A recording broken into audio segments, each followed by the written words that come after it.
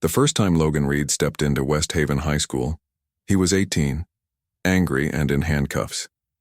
Tonight he walked through the same front doors wearing a leather cut with his motorcycle club's patch on the back, and every instinct in his body told him to turn around and leave. He didn't. He had already missed too many things in his son's life. He wasn't going to miss this. The hallway smelled like floor cleaner and popcorn from the concession stand. Voices echoed from the gym at the end of the corridor, the kind of roar that only came from a packed game. Posters covered the walls, team colors, school slogans, faces of boys in uniforms. One of them was his son, Ethan Reed, number 12. Logan's boots thudded on the tile. He felt every stare. A couple of parents near the entrance stopped talking mid-sentence. A woman nudged her husband and whispered something, eyes fixed on his cut. A security guard in a yellow jacket straightened up, hand resting on his radio. Logan ignored all of them. He shoved his hands into the pockets of his worn black jeans and kept walking. The patch on his back, Reapers of Haven MC, burned between his shoulders. In this town, that patch meant trouble to some people. To others, it meant protection. To the school, it meant stay away. That was why he hadn't told anyone he was coming. No warning to the school. No warning to the other parents. No warning to Ethan, especially not Ethan. His phone buzzed in his pocket. For a second he thought about checking it, but the sound of the crowd grew louder as he neared the double doors of the gym. The squeak of sneakers on the court, the sharp slap of the ball, a whistle blowing. He swallowed, throat suddenly dry. He pushed through the doors. The noise hit him first. Bleachers packed with students in blue and white, parents with foam fingers and homemade posters. Cheerleaders on the far side of the court with glitter on their faces. The scoreboard glowed against the wall, bright red numbers tracking a close game. Ethan was on the court. Logan saw him instantly, because he always did. Same dark hair, same strong jaw, but taller now. Broader. A young man where a boy used to be. Ethan dribbled down the court, eyes scanning, jersey clinging to his back with sweat. Logan's chest pulled tight. He took a step back into the shadow of the doorway, staying half hidden. He didn't want to distract his kid. He didn't even know if Ethan wanted him here. The last time they had talked face to face, Ethan had said, "You always show up too late, Dad."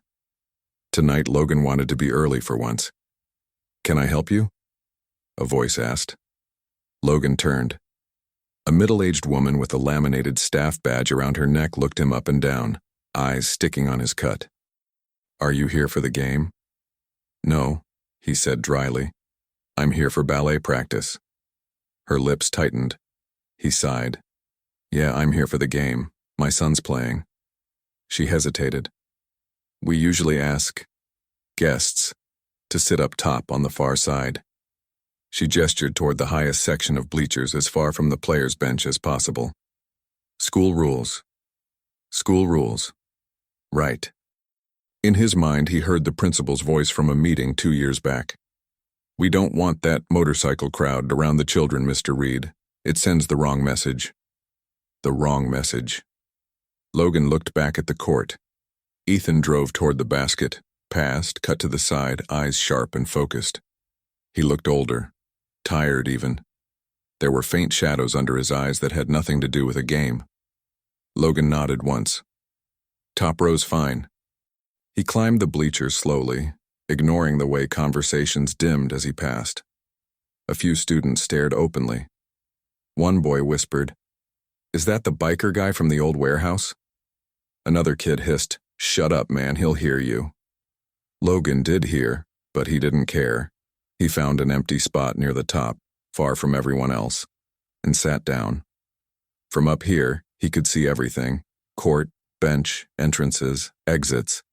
Years of living as an outlaw had trained him to read a room fast. Even a school gym.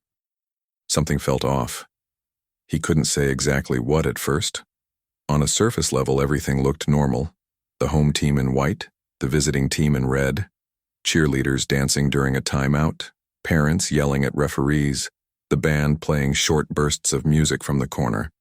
But there were details that didn't fit. Two security guards near the main doors, talking into radios more than watching the game. A man in a gray suit standing alone behind the basket, not cheering, not clapping, just watching the players. No school logo, no badge, no kid next to him. A custodian locking one of the side doors with a key, even though the game was still going. Logan leaned forward, elbows on his knees. His biker cut creaked with the movement. His instincts prickled. He tried to push the feeling away. He had promised himself he would come here just to watch his son play. Nothing else. But trouble had a way of finding him. Or maybe he had a way of seeing it before everyone else. On the court, someone passed the ball to Ethan. The crowd screamed. Ethan went for a three-pointer, rose, released. The ball arced cleanly through the air and dropped straight through the net. The students exploded with cheers. Reed! Reed! Reed! Logan couldn't help the small smile that tugged at his mouth. That was his boy. No matter how badly he had messed up in the past, nothing could change that. His phone buzzed again. This time he pulled it out. A message flashed on the screen from an unknown number, but he recognized it instantly. Ethan. Logan's fingers tightened around the phone. He opened the message. You here? Logan's heart slammed once hard. Ethan had seen him. He glanced down at the court. Ethan was already looking toward the upper bleachers, scanning the faces. Logan raised a hand slightly, just enough. For a split second, father and son locked eyes. Ethan froze. His expression went from focused to stunned. Then something else flickered there. Relief, fear, anger, all at once. It vanished as quickly as it came. Another player called his name, the game resumed, and Ethan turned away. Logan typed back with clumsy fingers. Yeah, top row, just watching. 3 dots appeared, disappeared, appeared de novo. No reply came. Logan locked the phone and stuffed it back in his pocket, forcing himself to stay still. Maybe Ethan didn't want him here. Maybe he had crossed a line. Maybe he should have stayed outside listening to the game from his bike. But then why had Ethan texted first? A timeout whistle blew. The teams headed to the bench. Coaches yelled instructions. The band struck up a short tune. The gym dimmed a little as someone adjusted the lights. Logan let his gaze drift again. The man in the gray suit had moved closer to the side entrance now, near the door the custodian had locked. His hands were in his pockets. He kept checking his watch. Close to him, a younger guy in a school polo nodded at something the suited man said. The younger guy glanced toward the players' tunnel, then toward the parking lot doors. Logan's jaw tightened. He knew that look. He had seen it in backroom deals outside shady bars at the edge of racetracks where cash changed hands. Quick glances, silent signals, people who were not really there for the show. He scanned the rest of the gym. On the opposite side, near the main lobby doors, another man stood alone. No team colors, no kid. He scanned the crowd slowly, almost counting people. Something cold slid through Logan's stomach. His biker club, the Reapers, had heard rumors over the last few months. Strange betting rings targeting small-town games. Adults pressuring teenagers to throw points. Gang members hovering around schools where no one asked enough questions. He had dismissed some of it as stories. Seeing these faces now, the stories didn't feel so distant. His phone buzzed again. He yanked it out. This time the message from Ethan was longer. You shouldn't be here. They don't want you here. Logan's throat tightened. He forced his fingers to move. I just came to watch you play. I'll stay out of the way, promise. He watched the screen. Dots. Stop. Dots again. It's not about you. Something's wrong. Logan's heart dropped. He stared at the words. Read them twice. 3 times. The noise of the gym faded to a dull roar in his ears. Every warning bell inside him went off at once. He typed quickly. What's wrong? There was a long pause. Down on the bench, Ethan sat with the rest of the team, towel around his neck, chest rising and falling. He looked up toward the bleachers again, but this time his gaze didn't search. It went straight to where Logan sat, almost as if he could see the phone in his father's hand. Ethan's face was pale. His eyes were wide. The phone buzzed. I can't explain now, just don't leave, please. Logan exhaled slowly. That word, please, hit him harder than any punch he'd ever taken. He looked up again, forcing himself to track everything. The man in the gray suit, the custodian near the side door now pretending to sweep, the second guy by the lobby doors, security guards talking again into radios. Something ugly was moving under the surface of this normal small-town game. Logan's fingers flew over the screen, another instinct kicking in. He opened a group thread labeled Reapers, Core, and typed, "At WH High Gym, something's off. Keep your phones on." He didn't send his location yet. Didn't want to drag his brothers into a school problem. Not until he was sure. Not until he knew what exactly was wrong. The buzzer sounded again. Timeout over. Ethan stood. The team huddled. The coach shouted instructions. Defense, watch the corners. Don't let them push you off the line. Logan forced himself to focus on his son. To watch him play. If Ethan wanted him here, he would stay. If Ethan needed him, he would be ready. But his eyes kept moving. To the suit, to the doors, to the exits that were slowly, quietly being cut off. At one point, he saw a small group of younger kids, maybe middle schoolers, try to leave through a side exit. The custodian stepped in front of them, smiling too wide, directing them back toward the main doors. Logan's skin prickled. He checked the emergency exit signs. One above the far corner doors, one above the lobby entrance, one above the players' tunnel, all points where an entire crowd could bottleneck if someone wanted chaos. He had seen enough ambushes in his life to recognize the shape of one being built. Another vibration. He looked down. Ethan again.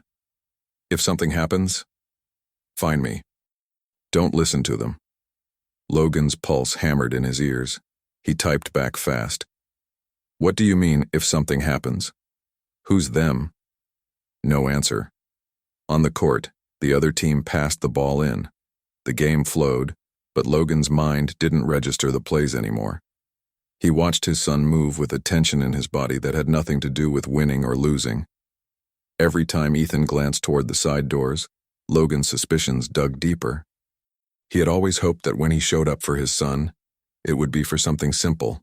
A graduation, a birthday, a championship game, a stupid school play with terrible costumes and bad microphones. Not this. Not a night where his gut told him something dangerous was hiding behind school walls. A loud cheer snapped him back.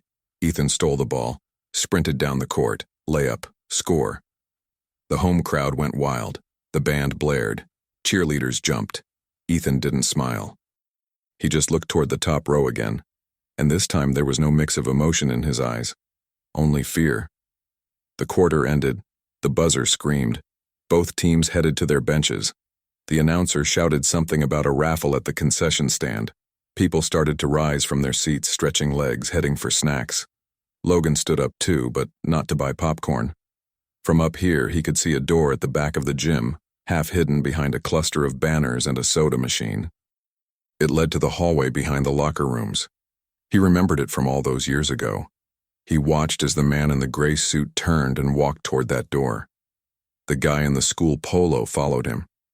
Logan's hand clenched around his phone. Enough. He took one last look at his son on the bench. Ethan was staring at the floor, bouncing his knee, jaw tight. His phone was hidden inside his warm-up jacket, as if he were waiting to feel it buzz again. Logan slid his own phone into his pocket and stepped into the aisle. He started down the bleachers, each step slow, controlled, but his muscles were coiled. Parents moved out of his way. A group of students fell silent as he passed. He didn't look at any of them. His eyes stayed on that back door. Halfway down, his phone vibrated once more. He didn't have to look at the screen to know who it was. He pulled it out anyway.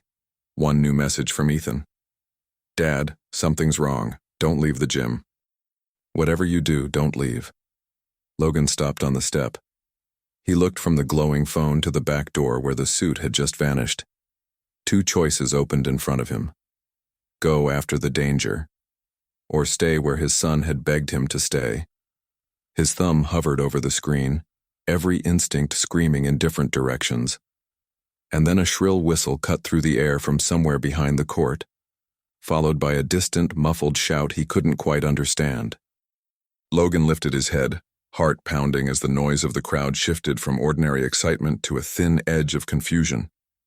Something was about to happen. The sound that echoed from the far side of the gym wasn't normal. It wasn't a cheer or a referee's whistle or the band warming up. It was sharp. Wrong. A noise that didn't belong in a school game. Logan felt it in his spine before his brain even processed it. The crowd murmured, parents looked around, students pointed. The announcer tried to talk over the mic, but his voice cracked halfway through a sentence. Something in the air shifted. Too fast. Too tight. Logan shoved his phone into his pocket and took the last 3 steps down the bleachers in a single stride. He didn't run, not yet, but he moved with purpose. His boots hit the gym floor. He scanned the court. The players were huddled near the benches, confused. Coaches yelled, but their voices didn't carry. Ethan stood still in the middle of it all, looking toward the hallway behind the locker rooms, the same direction the suited man had gone. Ethan's face had changed again. He wasn't scared anymore. He was terrified. Logan headed straight for the hallway entrance. A school staff member stepped in front of him, arms spread like he could stop him. "Sir, you can't be back here." Logan didn't even touch him. He just lowered his voice. "Move." Something in his tone made the man step aside without another word. The hallway smelled like dust and sweat, a cold contrast to the warm gym. Fluorescent lights flickered overhead.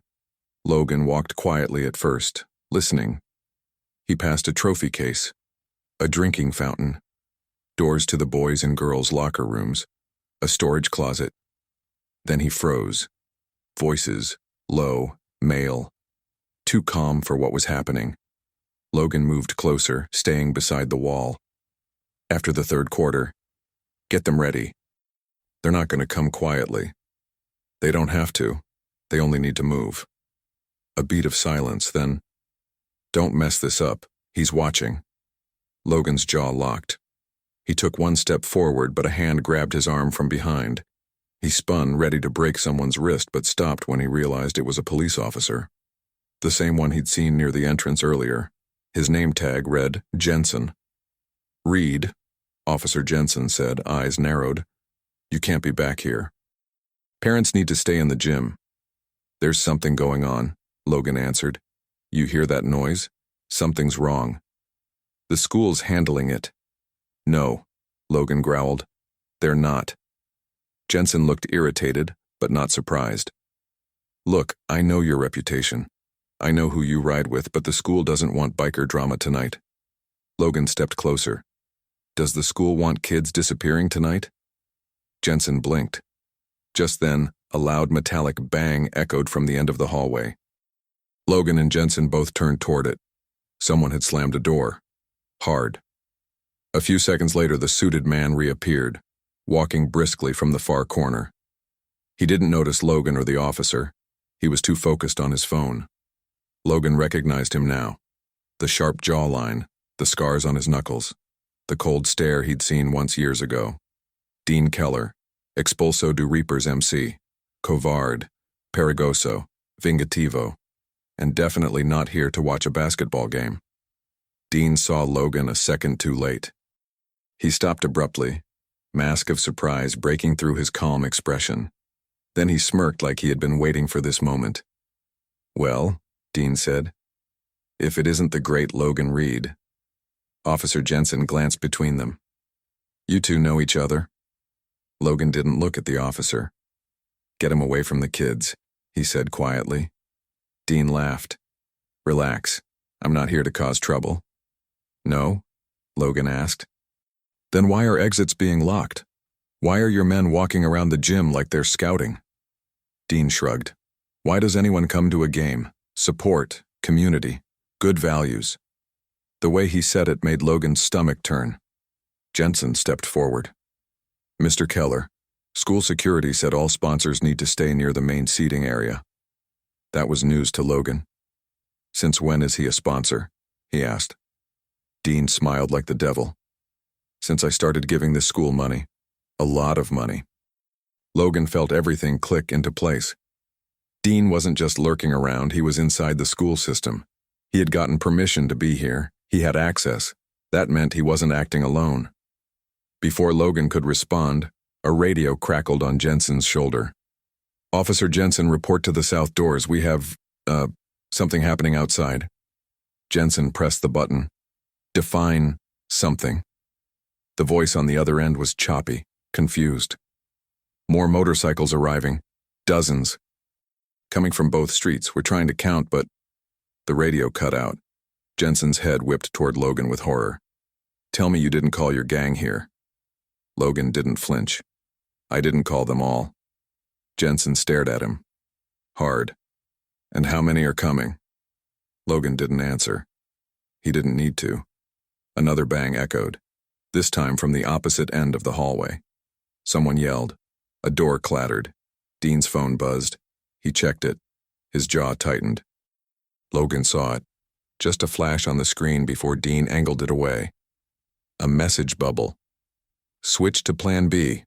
Move during crowd." Logan lunged. Dean jumped back fast, almost like he expected the attack. "Careful, Logan. You're on school property. They'll lock you up before you can even call your little biker army to save you." Logan didn't blink. "They won't save me. They'll save the kids." Dean's smile vanished. Officer Jensen stepped between them. "Enough," he snapped. "Both of you back off." But Dean was already moving down the hallway, slipping away toward the back exit. Logan tried to follow, but Jensen blocked him with both hands. "You're not chasing him?" Logan's voice was a low warning. "If you stop me again, I walk right past you. Your badge won't matter." Jensen swallowed hard. "What is going on?" Logan glanced toward the doors leading back into the gym. The crowd was still cheering, completely unaware. The scoreboard buzzer sounded again. Students chattered. A mom laughed loudly in the bleachers. All normal, but this wasn't normal. Not the locked exits. Not Dean Keller. Not the message Ethan sent. Not the men standing at strategic points around the gym. Not the way security kept talking on radios like they'd been warned about something. Logan breathed out slowly. "Someone's planning to move kids out of here," he said. "Through a side exit, during the crowd rush. An abduction, a setup. Something big." Jensen paled. "You're guessing." "No," Logan replied. "I'm seeing." Before Jensen could argue, another voice shouted from the gym. "Hey, why is this door locked? We need this exit open." Then a second voice. "Who's blocking the hallway? What's going on?" Logan's heart punched against his ribs. The pressure was rising too fast. Jensen lifted his radio. "All units, clear the exits. Repeat, clear all..." The radio exploded with overlapping voices. Motorcycles everywhere. "They're blocking the street. Who are these people?" Parents are asking questions.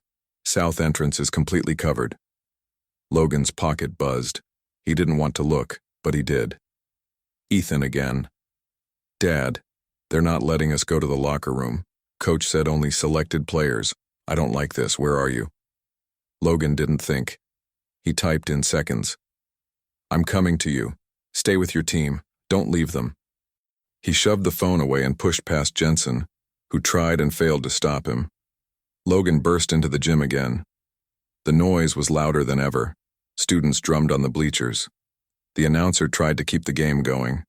The referees looked uncomfortable, and halfway across the court near the players' tunnel, two men Logan didn't recognize placed hands on Ethan's shoulders and started guiding him toward the hallway. Logan's breath stopped. "No," he muttered. "No, not my son." He sprinted, ignoring parents yelling, ignoring security reaching for him. He didn't care anymore who saw him. He didn't care about rules or reputation or anything except getting to Ethan. But before he could reach the court, a loud metallic click echoed through the gym. One of the main exit doors locked itself. People turned. Another door locked, then another. A ripple of confusion swept through the gym. Someone screamed, "Why are the doors locked?" Panic began to rise. And Logan saw something that made everything else disappear. Through the small glass window of the gym's back door, headlights glared in the dark outside. Rows of them, lined up, perfect, unmoving, motorcycles, dozens, maybe more. The Reapers were forming a wall around the school. The entire gym froze, confused, scared, whispering. But Logan wasn't looking at the crowd. He was looking at the men moving his son toward the exit. He started forward, jaw tight, fists clenched. And the chapter ends here, exactly where the tension peaks, with every door shutting and every biker engine in the night waiting for the truth to explode. Logan hit the court like he was back in a bar fight. He didn't feel the polished wood under his boots, didn't hear the scattered screams or the announcer shouting for everyone to stay calm. All he saw was his son being pulled away. Ethan was halfway to the players' tunnel, flanked by two men in school polos who didn't look like coaches. One had a clipboard. The other had a walkie-talkie clipped to his belt. They walked too fast for a simple talk about plays.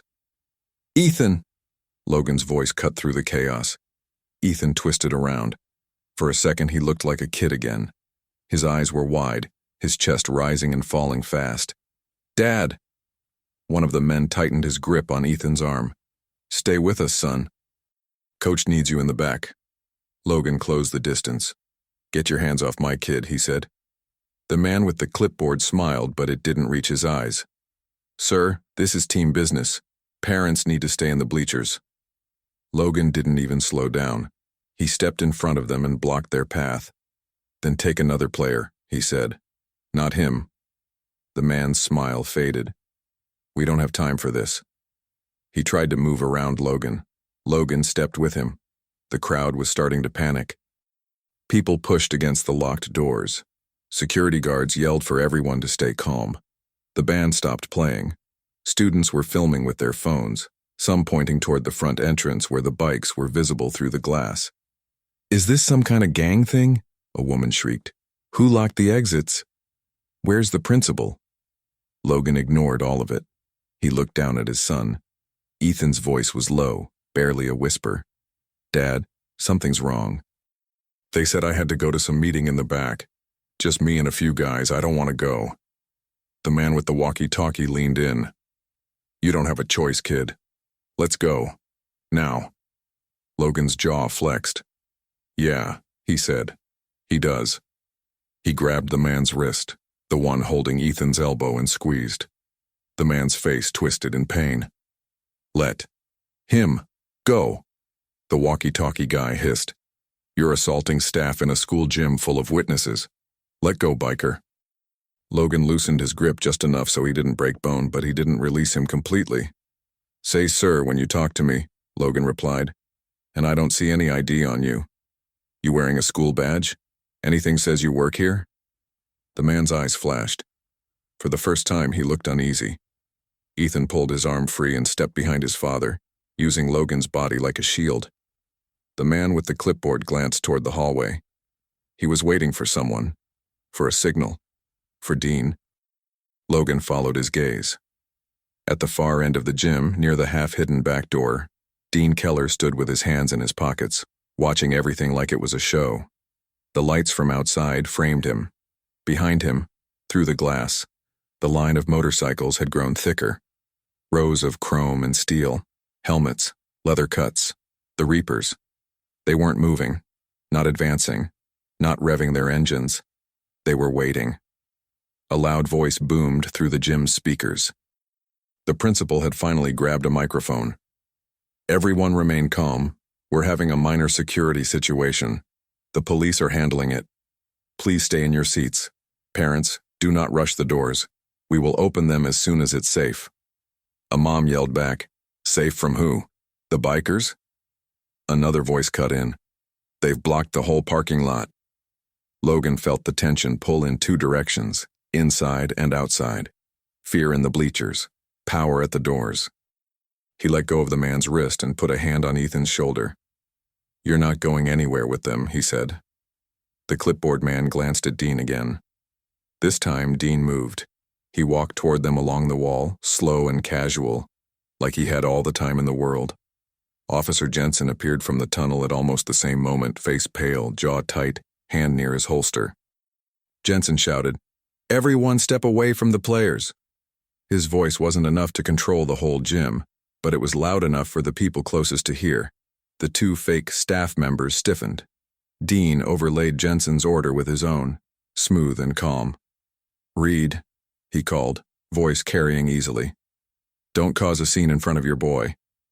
Logan shifted just enough so Ethan was behind him. You already caused the scene, he shot back. I'm just cleaning it up. Dean chuckled. You think too highly of yourself. I'm here as a guest, a supporter. You're the one wearing a criminal flag on your back inside a high school. He gestured toward Logan's cut. A few parents murmured, hearing that. Some of them glared at Logan. The line between threat and protector blurred even more in their minds. Mr. Keller, the principal called from the sidelines, still clutching the microphone. Please come over here. Officer Jensen, we need to coordinate. Dean ignored her. His eyes stayed on Ethan. Kid, he said easily, we just needed you for a quick talk. Nothing serious. Your dad's making it bigger than it is. Ethan didn't move. I don't trust you, he said quietly. Those 4 words cut through Logan like a blade, not because they were said to Dean, but because they weren't said to him. For the first time, his son was choosing his side without hesitation. Dean's jaw twitched. I'm hurt, he replied. I helped get this new court paid for. New uniforms. New equipment. Your dad ever buy a scoreboard for your team? Logan stepped forward close enough that he could see the small scar on Dean's left eyebrow. A scar Logan had given him years ago in the back of a grimy clubhouse, the night they threw him out. Walk away from my son, Logan said, voice flat. You want to talk to me? Talk outside. You want to play games? Wrong night. Wrong town. Dean's smirk faded. The noise in the gym climbed again. More banging at the exits. Why won't the doors open? Someone yelled. A child started crying. The band kids looked at their teacher, uncertain, instruments half raised. Officer Jensen put his hand fully on his gun now. Everybody back away from the players, he repeated. Logan, stand down. Mr. Keller, you too. Dean lifted both hands like he was innocent. Fine, we'll do this the boring way. He nodded at the 2 men beside Logan. You heard the officer. Back up. They obeyed reluctantly, stepping away. Ethan's fingers bunched in the back of Logan's jacket. Dad, he whispered low enough for only him to hear. This isn't just about me. Some of the guys on the team, they owe money.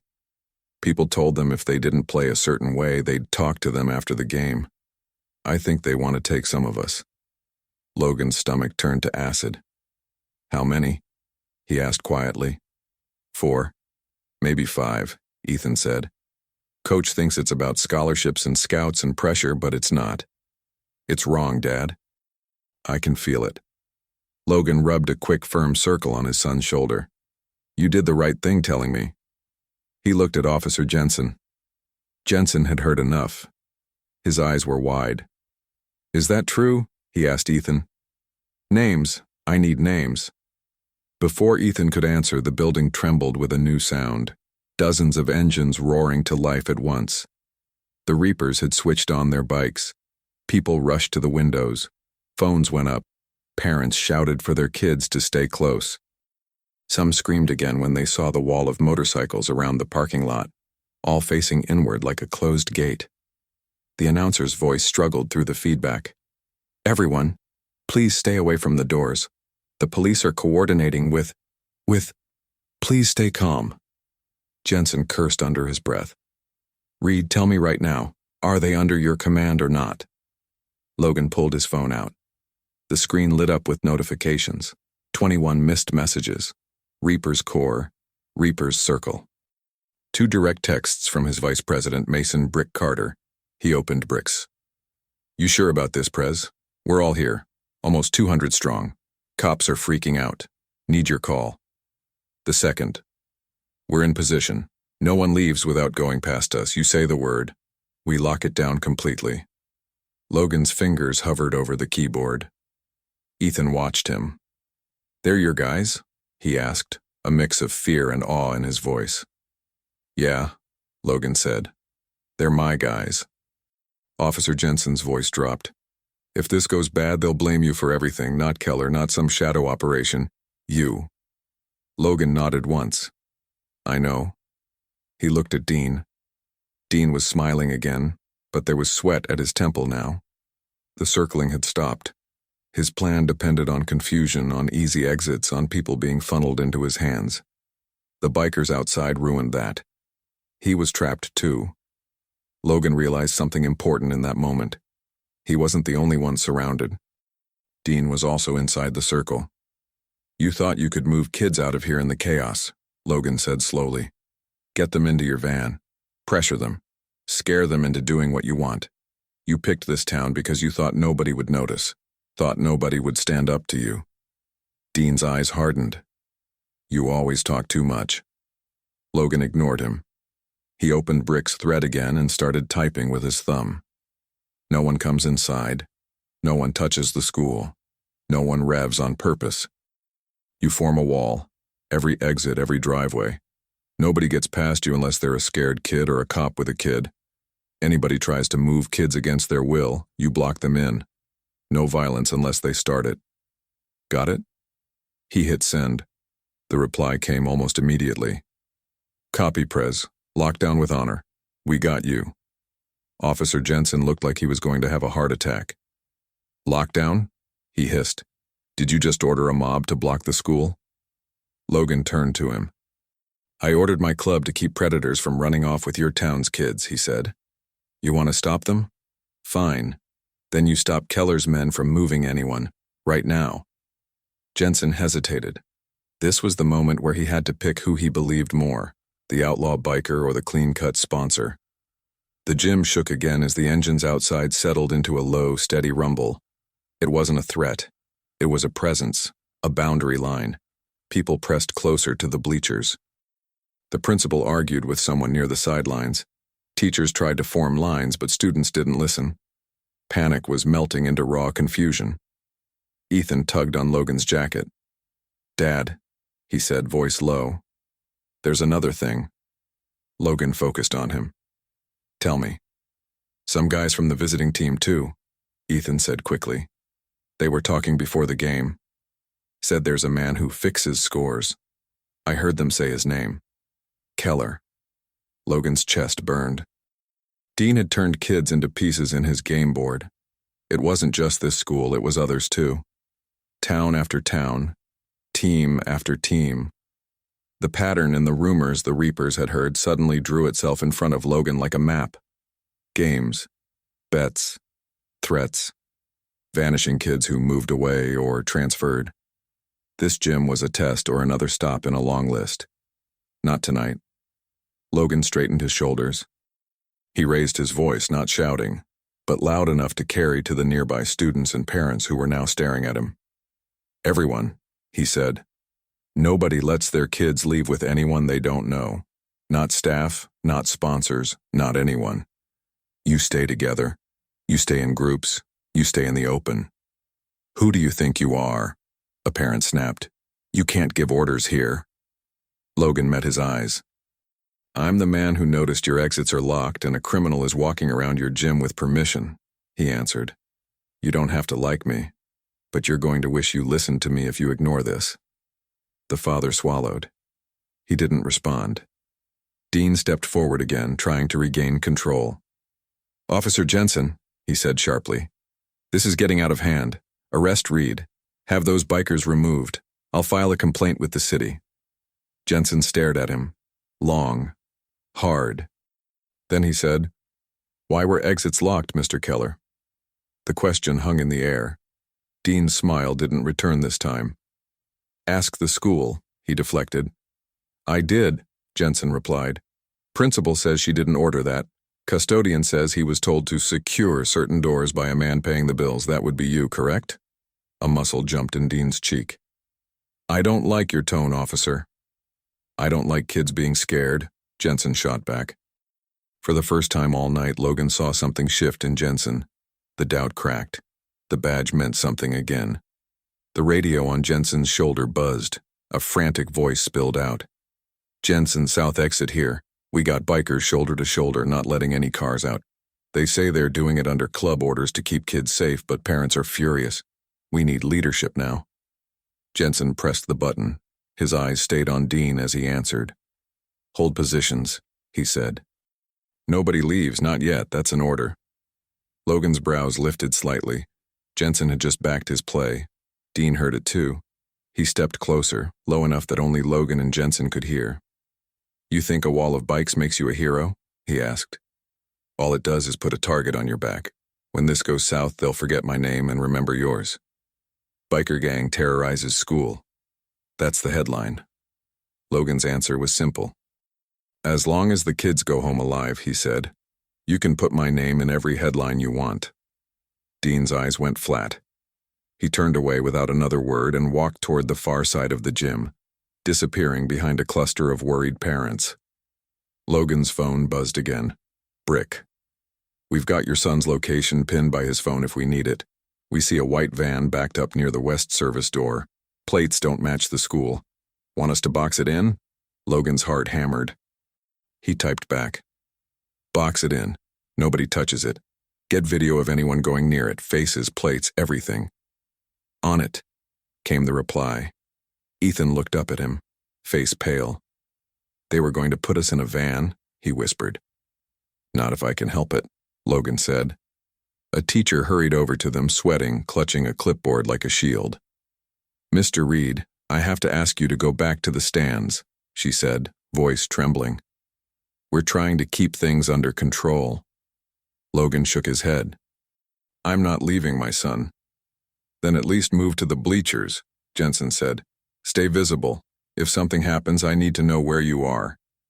He checked his gun again, then added, and I need you not to punch anyone else unless I tell you. Logan almost smiled. Almost. Fine, he said. But we're not separated. He put an arm around Ethan's shoulders and guided him toward the nearest section of seats. They sat halfway up, not too high, not too low. Close enough to move fast if they had to. From there, Logan could see everything. Parents arguing with staff, students crying, teachers whispering urgently. The principal on her phone, probably with the district or the superintendent. And through every small window and glass door, the dim glow of headlights from motorcycles forming a steel ring around the school. Ethan leaned into his father just a fraction, like he didn't want to show he needed it, but couldn't pretend he didn't. Are they really here for us? He asked. Logan looked at the circle of reapers outside. They're here because I asked them to be, he said. But what they're really here for, he nodded toward the crowd of kids, is them. Ethan swallowed. You think they were going to take us all, or just some of us? I don't know yet, Logan admitted, but I know they're not taking anyone while those bikes are out there. Ethan was quiet for a long moment. Then he said, I used to be embarrassed you were in a motorcycle club. Logan's chest tightened. I know. I'm not right now, Ethan said softly. Logan didn't respond. He couldn't because his throat was too tight, and his eyes burned in a way he refused to let show in a gym full of people. Instead, he squeezed his son's shoulder once hard. Then his phone buzzed again. Brick. White van tried to move. We blocked it. Driver's on the phone, angry. Cops are walking over. Something's about to pop. Want us to tighten the circle? Logan's fingers hovered over the screen. Inside, the school was boiling but contained. Outside, the Reapers were one move away from either being seen as saviors or as an invading army. One wrong call, and the whole town would turn on them forever. One strong call, and they could expose everything Dean was doing. He inhaled, slow and steady. Tighten the circle, he typed. Every exit, every driveway. Nobody gets out. Not Dean, not his men, not that van. Hold the line until I say otherwise. He hit send. The engines outside roared again, louder this time, but still controlled, like a deep warning. Parents near the windows flinched. The principal clutched her chest. Officer Jensen spoke into his radio. All units, we are now in a full perimeter hold. Do not engage the bikers unless they breach the building. Focus on internal threats. I repeat, internal threats. The gym felt like a pressure cooker now, heat and fear and noise pressing against the walls. Logan sat beside his son, watching every corner, every door, every strange face. The Reapers had the school in a steel embrace. Dean Keller was somewhere in the building, his plan unraveling piece by piece. The kids were trapped between panic and safety, not knowing which was which. And the man everyone used to cross the street to avoid was the one person who had decided no one was leaving this place until the truth came out. But who, in that gym full of terrified parents and crying students, was going to believe that the bikers were the reason their children might actually be safe tonight? And how far would Dean go to salvage a plan that depended on fear, money, and kids who thought no one would fight for them? From the outside, West Haven High didn't look like a school anymore. It looked like a fortress. The parking lot that usually held minivans and rusty pickups was now a sea of chrome and steel. Motorcycles lined every driveway, every exit lane, every spot near the doors. Headlights cut through the night. Engines rumbled in low waves, never fully quiet, never fully wild. 200 riders. One patch. Reapers of Haven MC. Some sat on their bikes, helmets on, visors down. Others stood beside them with arms crossed, watching every car, every door, every movement. To anyone driving by, it looked terrifying. To Mason "Brick" Carter, it looked right.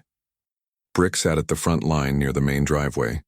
He was thick-shouldered with a shaved head and a jaw that looked carved out of stone. He watched a white van by the west service door as if staring at a bomb. "Guy's sweating," one of the younger Reapers muttered next to him. "He keeps calling someone, keeps cursing, but he won't get out of the driver's seat." "Good," Brick said. "Means he knows he's stuck." The young Reaper shifted, boots scraping the asphalt. "Cops don't look too happy with us." Brick looked toward the cluster of police cars near the entrance. Officers stood beside their vehicles, hands on belts, eyes moving between the van, the bikers, and the school doors. The red and blue lights didn't flash. Jensen had ordered them turned off to avoid more panic inside. But the tension still crackled in the air. "They don't have to be happy," Brick replied. "They just have to do their job, same as us." His phone buzzed. Logan. "White van tried to move, we blocked it. Driver's on the phone, angry, cops are walking over. Something's about to pop. Want us to tighten the circle?" He'd already answered that. Tighten the circle. Nobody gets out. Now he watched the order come to life. Farther down the block, more Reapers swung their bikes into position, side by side across side streets and alleys. Engines idled, but no one revved without purpose. They weren't here to show off. They were here to hold a line. A police sergeant stomped over, face red. "You can't block public streets like this," he barked. "You're interfering with an active situation." Brick looked at him, expression calm. "We are the active situation," he said. "Our president says no one leaves until the inside is clean. That van doesn't move. That man doesn't move. You got a problem. Take it up with him." "And where is he?" the sergeant snapped. Brick nodded toward the school. "Inside, with his kid." "Same as you should be thinking about yours." The sergeant hesitated. Just a second. But Brick saw it. "Look," Brick said, voice even. "We're not here to fight you. We're here to keep whatever's going on in there from spreading out here. You suspect that van? Good. We do too, so nobody touches it until your boss and my boss say so. Deal?" The sergeant clenched his jaw. "If one of your guys steps out of line—" "They won't," Brick said. "We're not drunk in a bar. We're working." The sergeant stared at him, then turned away to talk to another officer. Brick went back to watching. The driver of the van shifted in his seat again. He had one hand on the wheel, one hand on his phone. Brick couldn't hear him, but he didn't need to. He'd seen that posture before. Someone whose plan was falling apart. He zoomed the phone camera in and took several photos. Plate, face, sticker on the bumper, company logo, everything. Then he stored them in a folder named Dean Keller. Inside the school, Dean was feeling the same pressure. He watched the bikers through the nearest window, expression tight now. The circle of motorcycles had shrunk closer to the building like a noose. The van he relied on was boxed in. The police, who were supposed to be easy to manipulate, were now suspicious, and Logan Reed was in the middle of all of it, turning the town against him without even trying. Dean's phone buzzed in his pocket. He stepped away from a group of nervous parents and checked the screen. Driver. They've got bikes blocking me and can't move. Cops circling. What now? Dean typed quickly. Wait. Don't do anything stupid. They'll get distracted once panic peaks. He put the phone away and forced his face back into something closer to calm. All around him, the gym seethed. The principal stood near the scorer's table, talking to someone on her cell, one hand pressed to her forehead. I don't know, she said, voice shaking. The police say the building's secure, but they're not opening the doors. There are motorcycles everywhere outside. No, I don't know if the kids are in danger. They told us to keep everyone in place. A parent's voice cut in from nearby. We're not staying in place if the building's not safe. Open the doors, another yelled. They're criminals out there. Logan heard that last line. He sat beside Ethan, eyes scanning every inch of the gym, but that word still cut through. Criminals. To them, that's all the Reapers were. That's all he was. He'd done things in his past that he wasn't proud of. Deals. Fights. Lines crossed. But tonight wasn't about that. Tonight was about making sure this town didn't lose any kids. Officer Jensen walked up the bleacher steps toward him, breathing a little heavier than before. His radio crackled with updates he hadn't had time to answer yet. We just checked a few of the classrooms, Jensen said in a low voice. Teachers have kids sitting on the floor, doors locked. They're scared, but they're not in danger right now. That you know of, Logan replied. Jensen frowned. One locker room had signs someone was getting ready to move people. Benches dragged, bags stacked by the exit, but no players there. You sure about 4 or 5 kids being targeted? Logan nodded toward Ethan. He heard it in the team. I didn't get all the names, Ethan admitted. But I know 2 from our school and at least 1 from the visiting team. Jensen pinched the bridge of his nose. So we've got, what? An illegal betting ring? Threats against players? A van waiting outside that doesn't belong to anyone here? And a sponsor with a criminal record no one bothered to check. That about covers it, Logan said. And 200 bikers outside, Jensen added. Logan didn't deny it. They're not your problem unless Keller's people try to run. Then they're your backup. That's not how backup works, Jensen muttered. He looked down at the court, where the players sat in clusters, hugging their knees or whispering. Some tried to act tough, laughing too loud. Others hid their faces. The cheerleaders had moved to one side and huddled around the younger ones. Look at them, Jensen said. This was supposed to be a normal game. Logan followed his gaze. Ethan watched his teammates with a tense, guilty expression. I should have told someone sooner, he murmured. I thought the threats were just talk. They were never just talk, Logan said. But you told me. That's what matters now. The principal's voice boomed through the speakers again. Everyone, please listen. We need all players from both teams to come to the center of the court. Coaches as well. Parents, stay in the bleachers for now. A murmur ran through the stands. Is that safe? What are they doing with the kids? Why the players first? Ethan stiffened. I don't like this, he said. Me neither, Logan replied. Officer Jensen looked at them both. That order didn't come from me, he said. And I doubt it came from district security. Stay seated. Don't let him go alone. He headed down toward the principal. On the court, the home team coach clapped his hands. Let's go, boys. Center court. We're going to talk this out and calm everybody down. The visiting team coach did the same. One by one, players rose to their feet and walked to the middle of the court. Their sneakers squeaked on the polished wood. Their jerseys shone under the lights. Ethan didn't move. Number 12, his coach called. Ethan, let's go, son. Ethan looked at his father. Logan's stare locked with his. He didn't say anything out loud. He didn't have to. Ethan nodded once. "I'll go," he whispered, "but I'm staying where everyone can see me." Logan's hand shot out and grabbed his wrist. "You stay within 10 feet of where Jensen is," he said quietly. "You see Keller or any of his men try to pull you aside, you yell. Loud, don't be polite." Ethan swallowed and pulled in a breath. "Got it." Logan let go. He watched his son jog down the bleachers, crossing the gym toward the group of players. Each step felt 10 times slower than it really was. Ethan slipped into the ring of boys and stood between two teammates. His eyes flicked around, checking exits, scanning for faces he didn't trust. It was a habit he'd picked up from watching his father without even noticing. In the corner, Dean Keller stood near the baseline, just close enough to hear the principal and coaches, just far enough to pretend he was just another concerned adult. The principal, still gripping the mic, cleared her throat.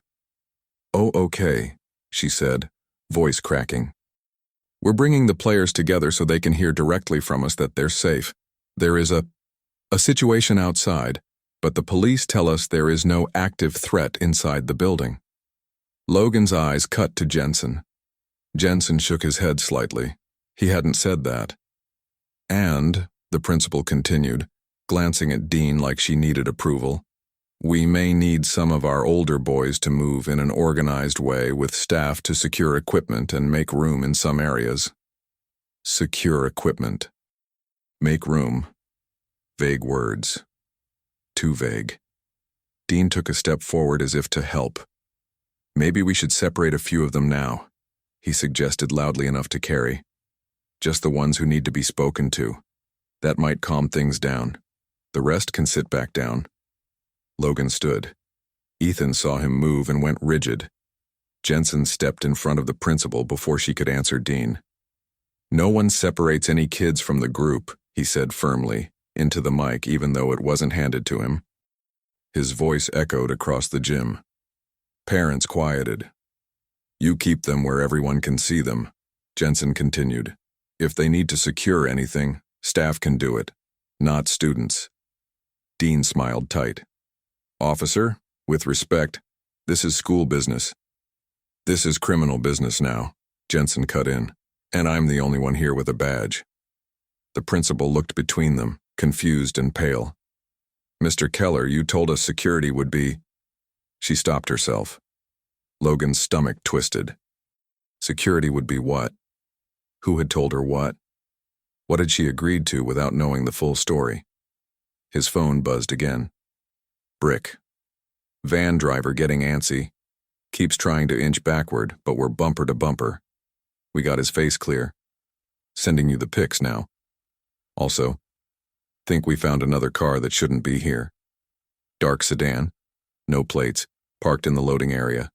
Windows tinted." Images popped up. Logan zoomed in. The van driver's face was pinched and angry. The sedan was too clean, too empty for a teacher's car. No stickers, no personal junk, nothing on the dash. "Keep both boxed," Logan replied. "No damage, just don't let them move." He slid his phone away. On the court, Jensen turned to the players. "Boys," he said, using the same tone he probably used with his own kids, "no one is going anywhere alone. You stay right here, in the center.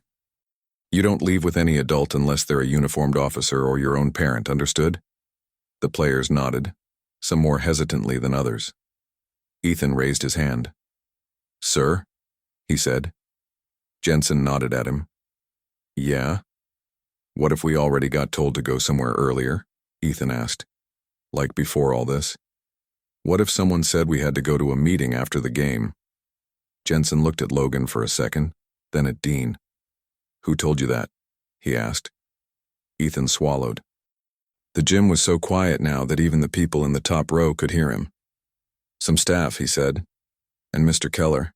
They said certain players had to help with something important after the game. They said it was about our future, about scouts, about deals." A ripple of shock ran through the crowd. Parents turned to stare at Dean. He kept his face blank, but a muscle ticked in his jaw. "That's a lie," he said smoothly. "I spoke to some of the boys about sponsorship, sure, but nothing like that. You know how kids exaggerate, officer. Ethan's hands balled into fists at his sides. I'm not lying, he said.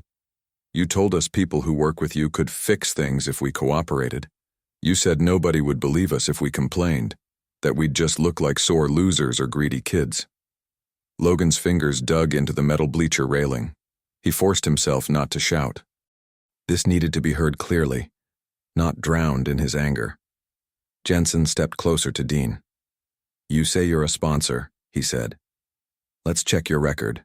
You mind if I run your name? Dean shrugged. Be my guest.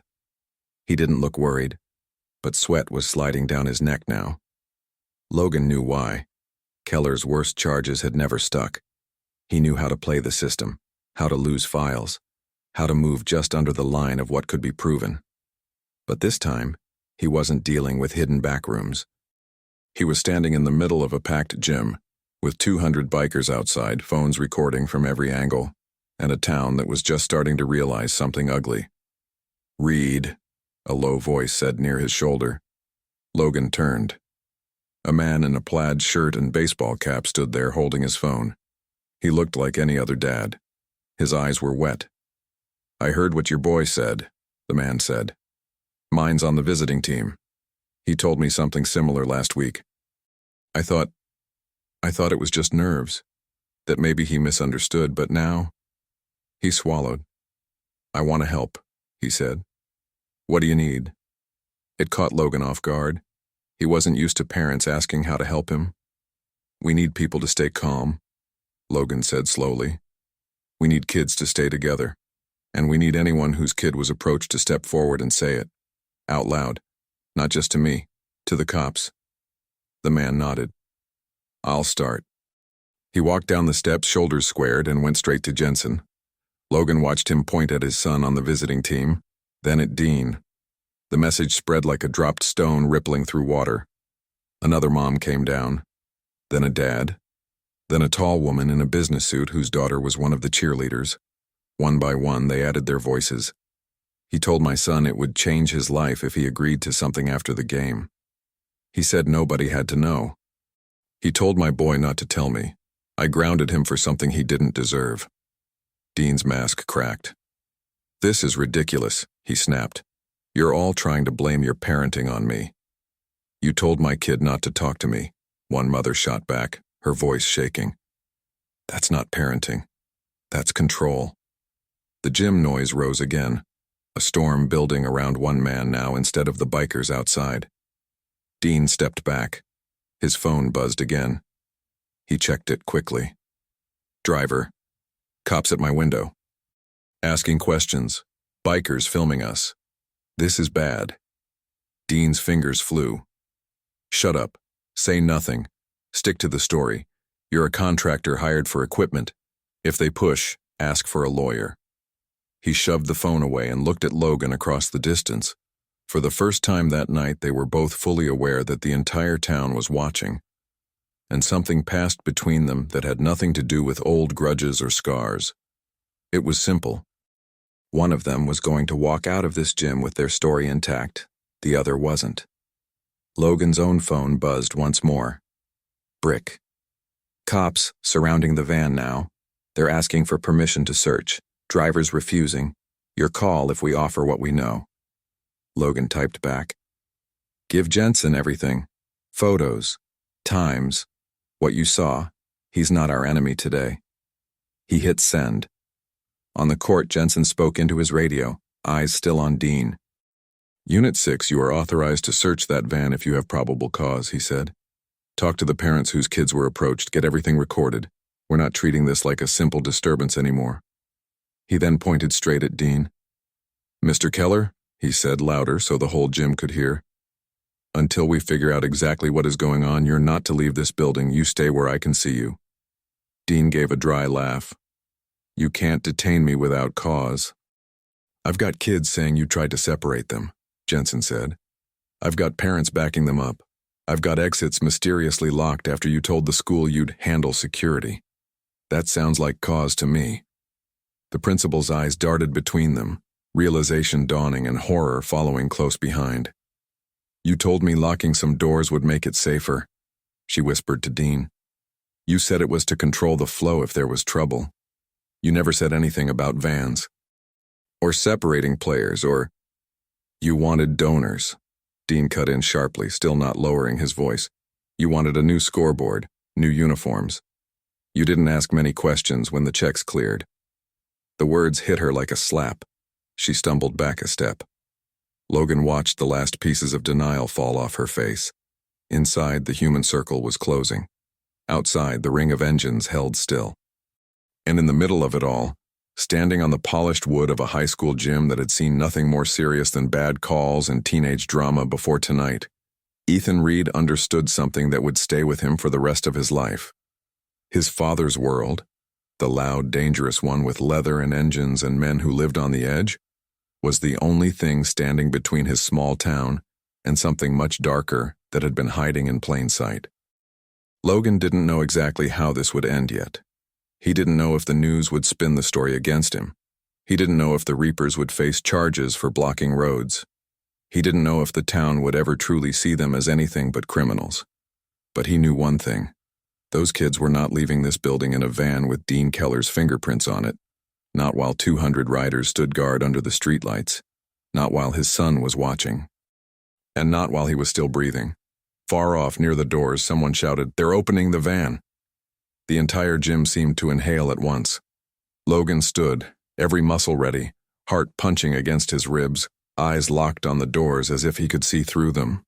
And the night outside, filled with the growl of engines and the flash of police flashlights, finally started to reveal what had really been waiting there. The moment the words, "They're opening the van," hit the gym, everything inside froze. Parents stood up. Teachers grabbed students by the arms. Some kids climbed onto bleachers for a better view of the small glass windows in the exit doors, trying to peek at the commotion outside. Logan didn't move at first. He didn't need to. He could feel it. Something was about to break open.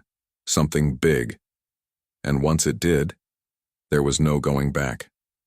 Officer Jensen pressed a hand against his radio. "Unit 6, what did you find? Confirm what's inside the van." Static crackled in the gym. Everyone held their breath. Then a voice came through, loud enough for several parents to hear. "Looks like equipment bags, coolers, blankets. But there's also— hold on, there's a second layer under the blankets." "What kind of layer?" Jensen demanded. "Like storage compartments. Built in. Large enough to fit—" The radio hissed violently, cutting the voice off mid-sentence. The gym erupted in noise. "What compartments? What did he say? What's going on out there? Open the doors. Open them now." Logan didn't yell. He just scanned. Exits still locked. Students scared. Staff confused. Dean Keller trying to slip backward toward the far wall, using the panic as shield and shadow. Logan's gaze locked onto him. Not tonight. Jensen saw him looking and followed his line of sight. He reached for his radio again. "Unit 6, keep that driver right where he is. Do not let him move." "I'm heading out." He turned to Logan. "Stay here, I'm serious. You coming out there will make this 10 times worse." Logan didn't argue. "I'll stay," he said. "But you keep your eyes on that van and on Keller. He's not done." Jensen nodded once, then bolted toward the nearest exit. 2 officers followed him, shoving through the crowd. The doors slammed behind them. Logan could hear everything muffled through the glass. Shouting. Engines rumbling. Flashlights sweeping the asphalt. Bikers calling positions. Police giving orders. But here inside the gym, tension took a different form. Fear. Anger. Confusion. Parents began confronting the principal. Why were the doors locked? Who authorized that man to work with our school? Who told our boys to meet him?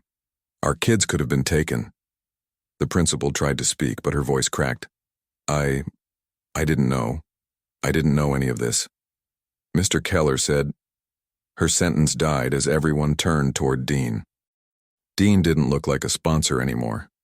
Didn't look like a helpful community donor or a respected businessman. His mask had cracked. Sweat dripped down his temple. His jaw twitched uncontrollably. His eyes darted toward every exit. He didn't have control anymore. Not over the staff, not over the parents, not over the gym, and certainly not outside. Logan stood, slow and steady, never taking his eyes off him. Dean's voice cut across the noise suddenly, loud, firm, too practiced. Everyone needs to calm down. There's no proof of anything. That van could belong to anyone. These accusations are ruining my reputation. None of you understand how donations work. You're scared because a bunch of bikers showed up. A dad shouted back, "They showed up because you did." A mom pointed straight at Dean. "You told my son not to tell me anything about your opportunities. Why? What were you hiding?" Dean held up both hands. "Ma'am, I never—" But the parents wouldn't let him finish. "You tried to pull my kid aside. You said you could fix scholarships. You threatened my son's season. You promised deals no one should promise teenagers." Logan took one step forward. Dean's eyes flickered to him. The color drained from his face. He knew exactly what that meant. Logan wasn't going to wait much longer. But he didn't rush him yet. Not here. Not with panicked parents and hundreds of students watching. He needed the truth to speak first, loud enough for the whole town. Ethan stepped forward from the circle of players. His voice shook, but he raised it anyway. "You told us the future could be different after tonight, that we'd get better deals, that scouts would look at us if we cooperated." He swallowed, then added, "Cooperate with what?" The gym went dead silent. Dead. Silent. Dean blinked. "You're confused." "No, he's not," said another boy from the visiting team. He was small, maybe 14. Tears streamed down his face, but he didn't hide them. "You told me the same thing. You said if I didn't show up after the game, you had other ways of making me listen." The gym gasped. One of the boy's parents grabbed him and hugged him tightly. Dean turned red. "You're all lying." Then he made a mistake. He stepped backward toward the exit, the same door where Officer Jensen had left. Logan moved instantly. He reached the stairs of the bleachers in 2 strides and blocked the path before Dean's hand even touched the door handle. Dean froze. "Where are you going?" Logan asked softly. Dean swallowed. "Let the police handle this." "They are handling it," Logan said. "Outside, with your van, with your guy." Dean shifted. "You don't know anything." Logan's voice dropped to a quiet growl. "I know enough." Behind Dean, parents gathered, teachers hovered, kids watched with wide eyes. But no one stepped between them, not anymore, not after everything they'd heard. Finally, Dean snapped. "You think you can stop me? You think the cops will believe a biker over a legitimate businessman?" Logan took another step toward him. "I don't need them to believe me," Logan said. "They only need to believe the kids." Dean's nostrils flared. "You're dead when this is over." Logan didn't blink. "You won't be outside by the time this is over." Dean's gaze darted to the nearest exit window again. Outside, 200 idle engines glowed in the darkness like the red eyes of a monster. He had nowhere to go. He was trapped. And that realization finally broke him. He lunged for the door. Logan grabbed him by the front of the shirt and slammed him back into the wall.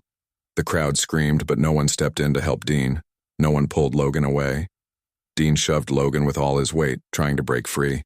Logan barely moved. "You don't understand," Dean growled. "I wasn't going to hurt anyone, just leverage, just—" "You were going to drag kids into a van," Logan snapped. "That's not leverage. That's kidnapping." Dean opened his mouth, but the gym door burst open before he could answer.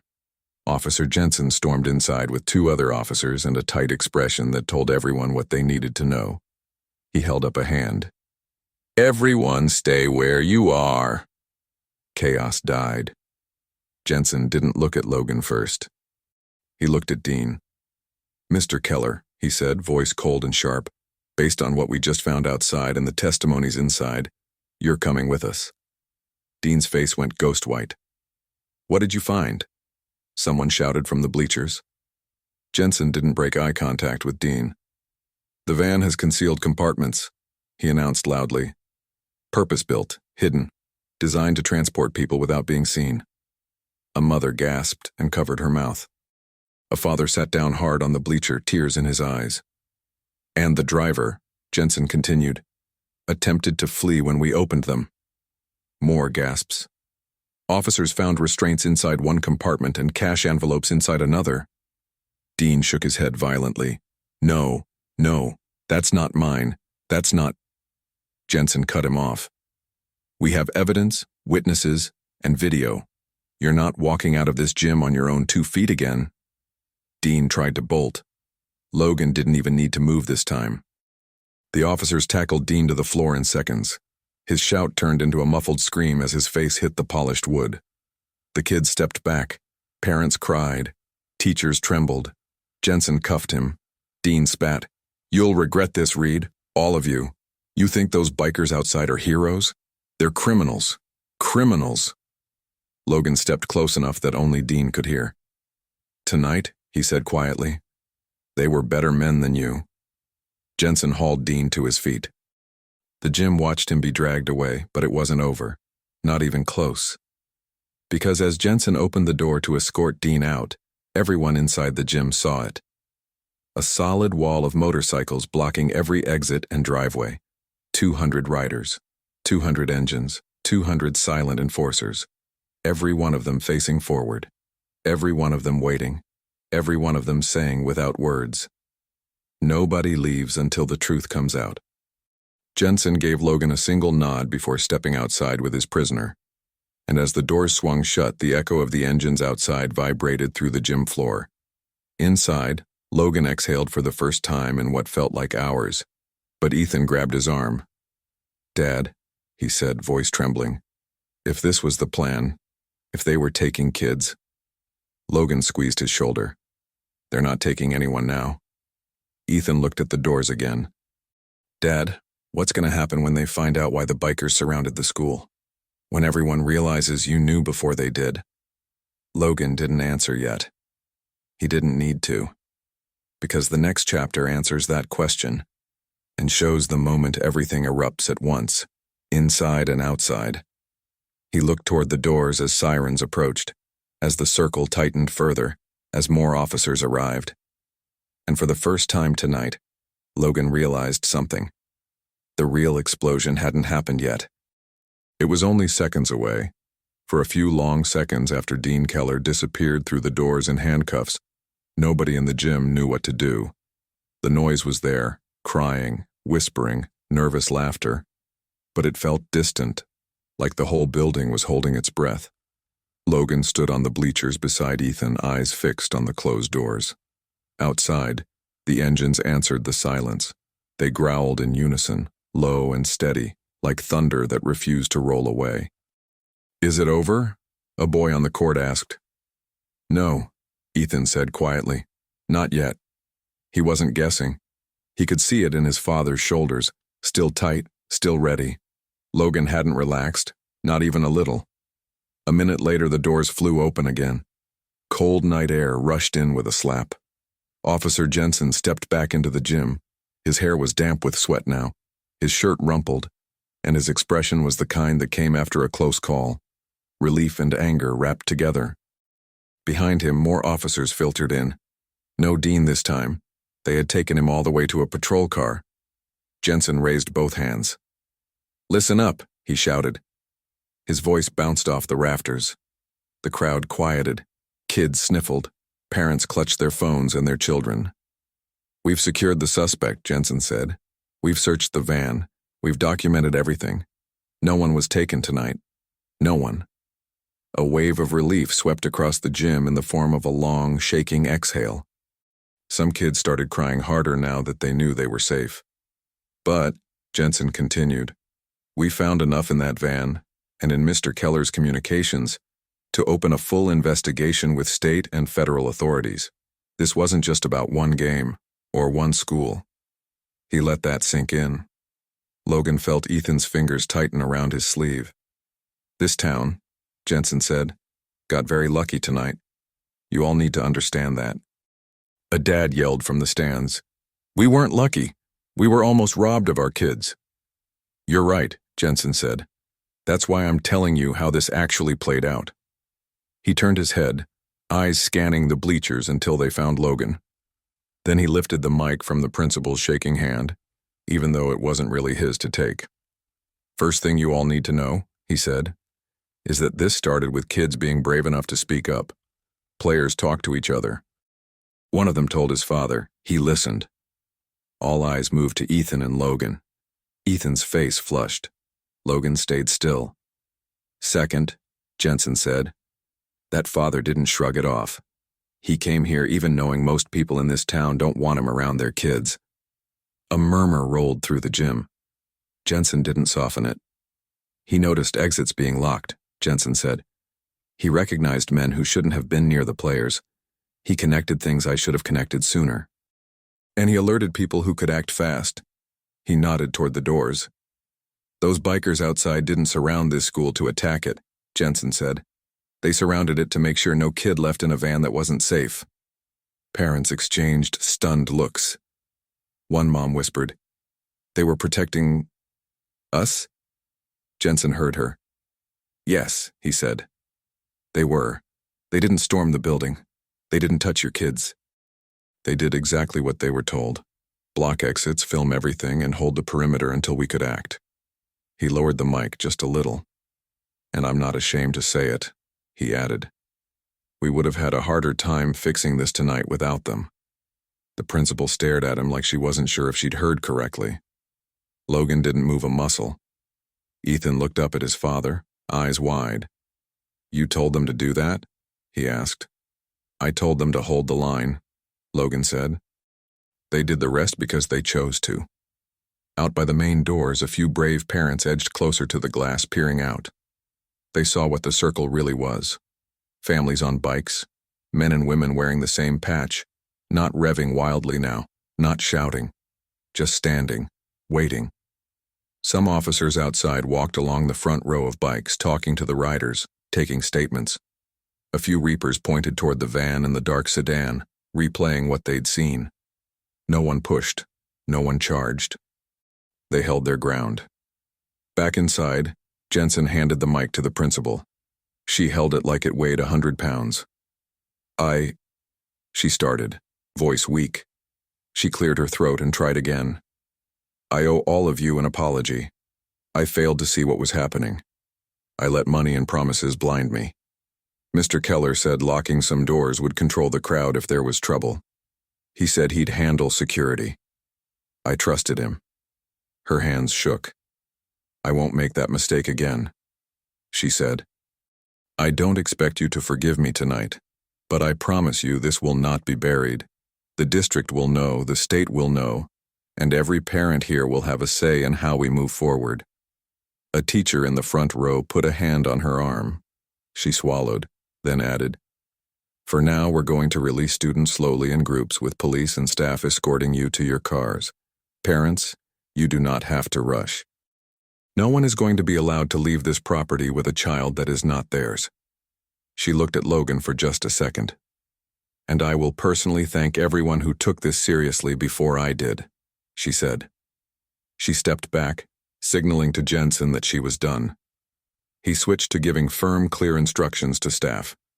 Section by section, keep kids together. Officers at every door. Parents, have your ID out. No exceptions. The controlled release began. Logan and Ethan stayed where they were for a moment, watching lines form. "Do we go now?" Ethan asked. "In a minute," Logan said. "Let some of the others go first."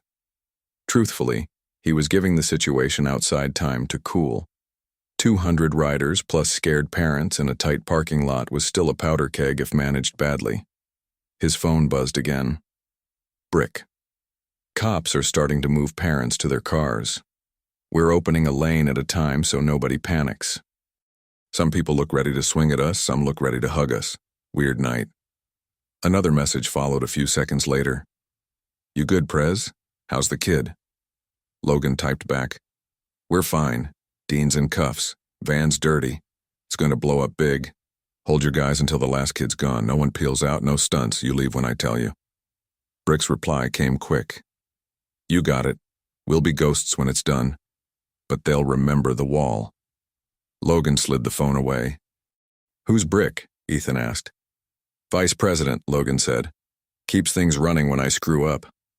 Ethan managed a small smile. "So he works for you, but also kind of bosses you around?" "Something like that," Logan said. A staff member climbed up their section of bleachers, clipboard in hand, eyes tired. "Reed?" she asked cautiously. "Which one?" Logan replied. She looked startled, then understood. "Both of you, actually. You can go now. Your row is being cleared to the side exit. Officer outside will walk you to your car or bike or, whatever." Ethan stood. Logan rose slower, his joints protesting after hours of tension. As they walked down the steps, students watched them pass. Some still looked scared of Logan's cut, but others didn't.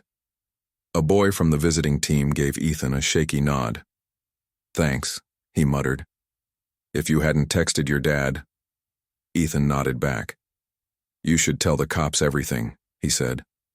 "All of it, so they can't say it was just rumors." The boy swallowed and nodded again.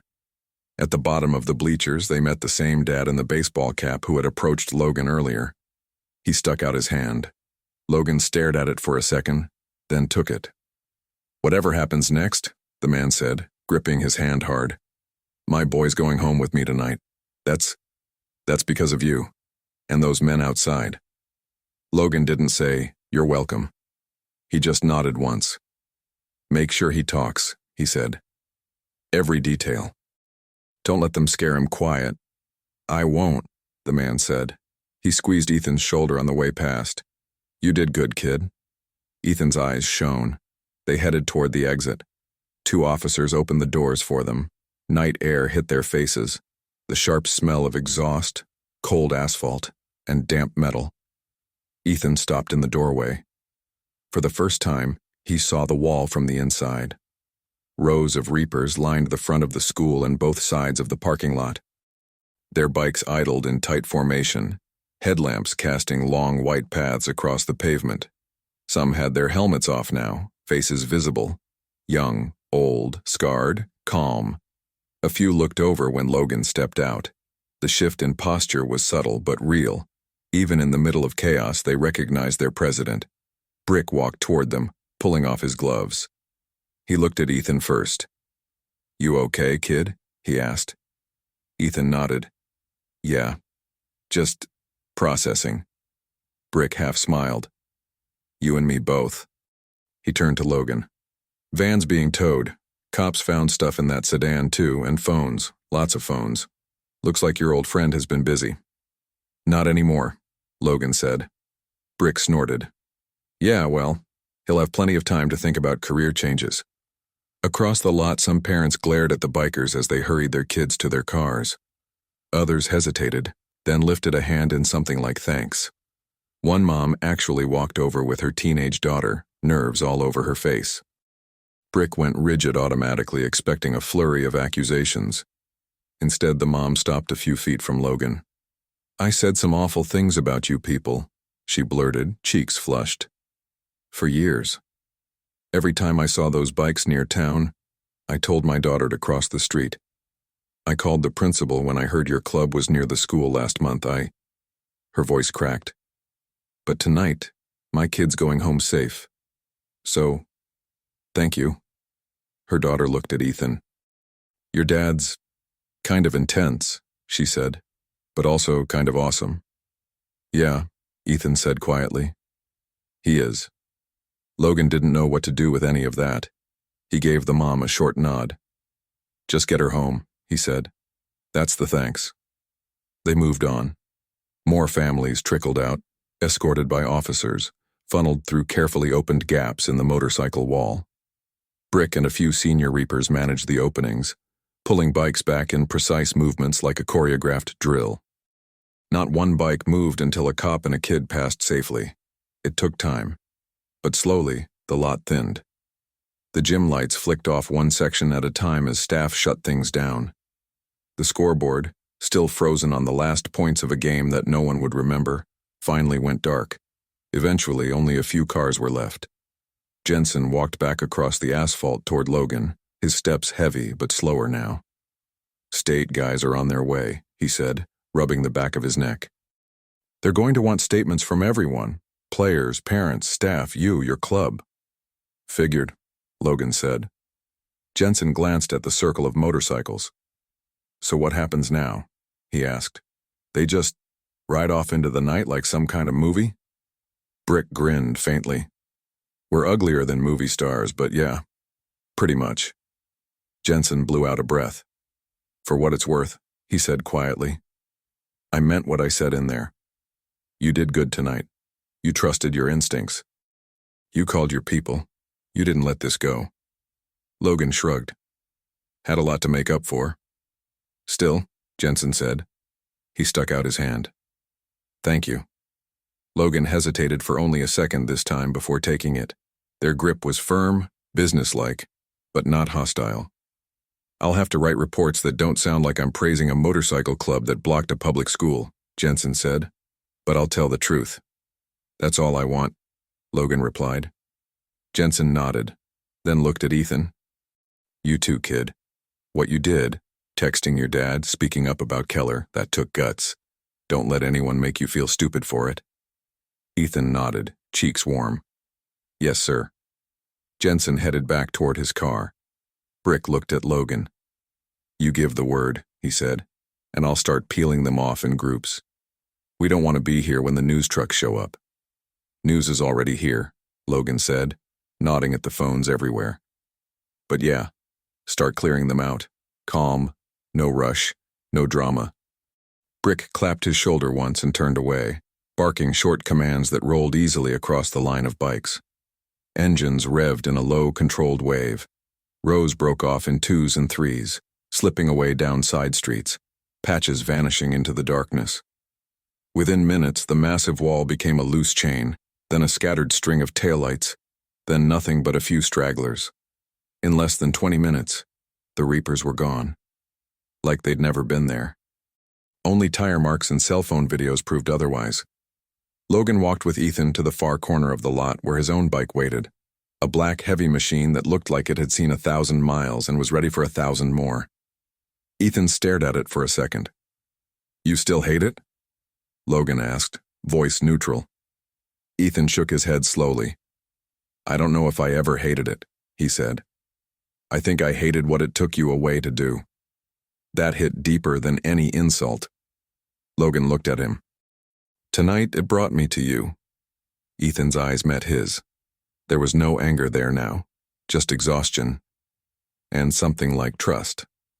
Yeah, he said quietly. It did. They stood there in the parking lot, under the buzzing streetlights, surrounded by the last echoes of chaos.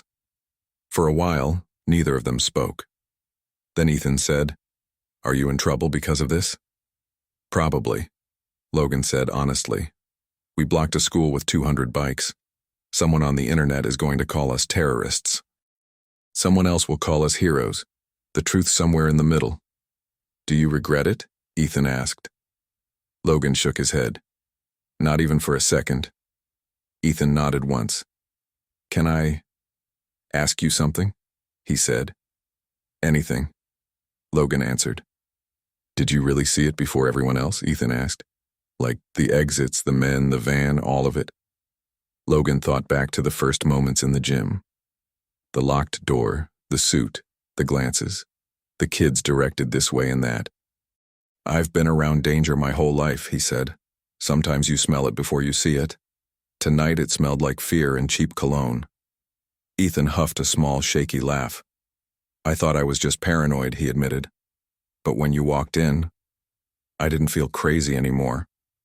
You weren't crazy, Logan said. What did you see? Ethan asked softly. That made you call 200 riders? Logan answered without hesitation. I saw kids being offered deals by a man who never did anything without a price, he said. I saw doors being locked in a building that was supposed to be open. I saw you being pulled away from the crowd. I saw a van that didn't belong. And I saw a town that wouldn't understand what was happening until it was too late. He looked back at the darkened school building. And I decided, he finished, that nobody was leaving that gym trapped in one man's plan. Ethan swallowed hard. He stepped closer and, for the first time in years, hugged his father without hesitation. Logan's arms came around him automatically, holding on like he was afraid the kid might vanish if he let go. "I'm glad you were there," Ethan said into his jacket. "I'm glad you didn't stay away just because they didn't want you here." Logan closed his eyes for a second. "I should have been here for a lot more," he said. "I can't change that, but I'll be here from now on, whether they want me or not." Ethan pulled back, eyes glassy. "Then," he said, voice steady, "I want you there too. At games, at stupid school things, at the boring stuff." "Even parent-teacher conferences?" Logan asked. Ethan grimaced. "Let's not go crazy on the first night." Logan actually laughed. It was short and rough, but real. He handed Ethan a helmet. "Come on," he said. "I'll take you home. Tomorrow we'll both give statements. Then we'll figure out what normal looks like after this." Ethan took the helmet, holding it like it meant something different now. "Can we maybe ride by the clubhouse sometime?" he asked carefully. "Just to say thanks? I mean, those guys out there, they were scary, but also they surrounded your school so no one could hurt you," Logan finished. "Yeah," Ethan said. Logan nodded. "We'll stop by. They'd like to see you not in a panic." They got on the bike. The engine rumbled beneath them, not as loud as the crowd from earlier, but deep and steady. Logan eased out of the parking lot, nodding once to the last officer standing near the front door. Jensen nodded back. As they pulled away, Ethan looked over his shoulder. West Haven High shrank in the mirrors. No more sirens, no more shouting, just a tired building with its lights turned low, holding a story the town would talk about for years. A story about a game that didn't matter, a van that never left, and a night when 200 bikers turned a school into a fortress instead of a hunting ground. A few weeks later, the story had a new chapter. The investigation spread beyond their town. News anchors talked about a multi-state scheme targeting young athletes. Dean Keller's face appeared on screens with the word "arrested" under it. People argued online about the Reapers. Some said, "They blocked a school, that's insane." Others said, if they hadn't, those kids would be gone. West Haven itself changed in quieter ways. Security policies were rewritten from the ground up. Donations went through background checks. Staff were trained to listen better, to watch more closely, to question too good to be true. And on a cool Friday night, another home game filled the gym. The bleachers were packed again. The scoreboard worked. The band played. This time Logan didn't sneak in alone. He walked through the front doors with Ethan right beside him, holding 2 sodas and rolling his eyes. "You're early," Ethan said. "Like, really early." "Get used to it," Logan replied. A few people looked at his cut and then just nodded. No one barred him from sitting in the middle section this time. The principal came up during warm-ups, fidgeting with her lanyard. "Mr. Reed," she said, "we've set up a community panel next week to talk about how to keep our kids safe without locking out the wrong people." She glanced at his cut, then back to his face. "We'd like you to be on it." "Me?" Logan asked, genuinely surprised. "You saw what we didn't," she said. "And your people listened when you gave an order, that matters." He studied her for a moment, then nodded. "All right, I'll be there." She smiled weakly and moved on. Ethan bumped his shoulder. "Look at you," he said. "Mr. Responsible adult." "Don't start," Logan muttered, but there was the beginning of a smile at the corner of his mouth. Down by the far entrance, a small group of Reapers slipped in quietly and took seats along the top row. No patches this time, just regular jackets. Brick was among them. He caught Logan's eye and gave a tiny 2-finger salute. Just another set of faces in the crowd. The game started. Sneakers squeaked. The ball bounced. The crowd roared when Ethan made his first shot. Logan watched his son move across the court, free of the tension that had weighed him down last time. No strange men by the exits. No suspicious vans outside. No hidden compartments waiting in the dark. just a boy playing ball. As the quarter buzzer sounded and the players swapped sides, Ethan looked up into the stands. He saw his father not in the shadows this time, but right there in the middle, where any kid could look and say, "That's my dad." Logan raised his hand. Ethan grinned, full and easy, then ran back onto the court. The night that had started with a biker walking into a gym alone had ended with 200 riders blocking every exit so the kids inside could walk out on their own terms. People would argue about that night forever. But for one father and one son, the truth was simple. When danger came for the kids of West Haven, it wasn't the polished suits, the big donors, or the school policies that stood between them and a van full of secrets. It was the man in the leather cut who went to his son's game without warning, and the 200 riders who answered his call and turned a small-town gym into the safest place on earth, if only for one hard, unforgettable night.